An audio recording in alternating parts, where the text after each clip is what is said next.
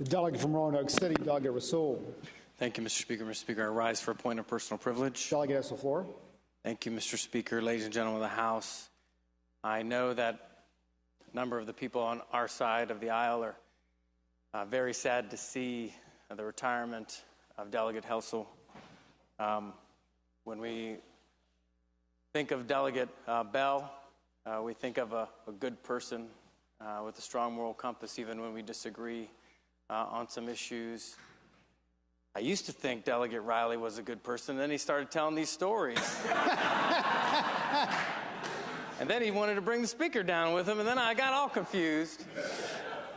But we know where your heart is. But when it comes to Delegate Helsel, a man, not only a good man, but a strong moral compass, what you do is you give a lot of us strength to know that we can serve while keeping that moral compass intact. And that's difficult in our line of work, for sure.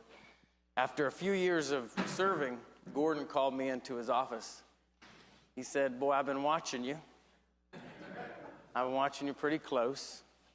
And I want you to know I think that while we disagree on a lot of things, that your heart tends to be in the right place.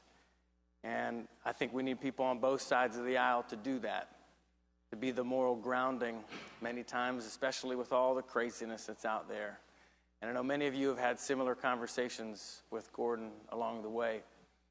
And I'm not deserving of it, but Gordon brought me into his Purple Coin Club and allowed me to be part of a very close group of folks who I know that he holds dear in their heart. He only came and asked me one time for a favor, and that was that mulch bill for the firefighters. Remember that? And I was happy to support you then. But the great quote from the Daily Press today was that you're the only person that the chairman, Chairman Jones, calls and says, "Did I give you everything that you were looking for?" We're still waiting on those calls, but you're certainly a lucky man for sure.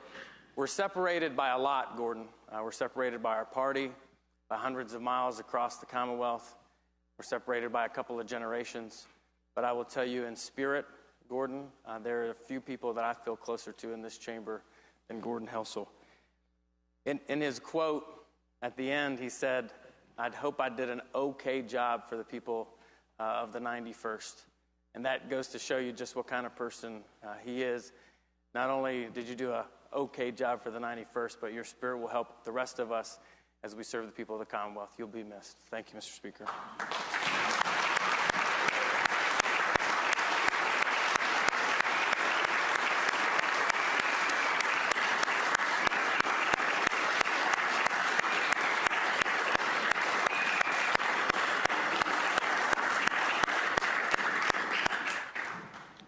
The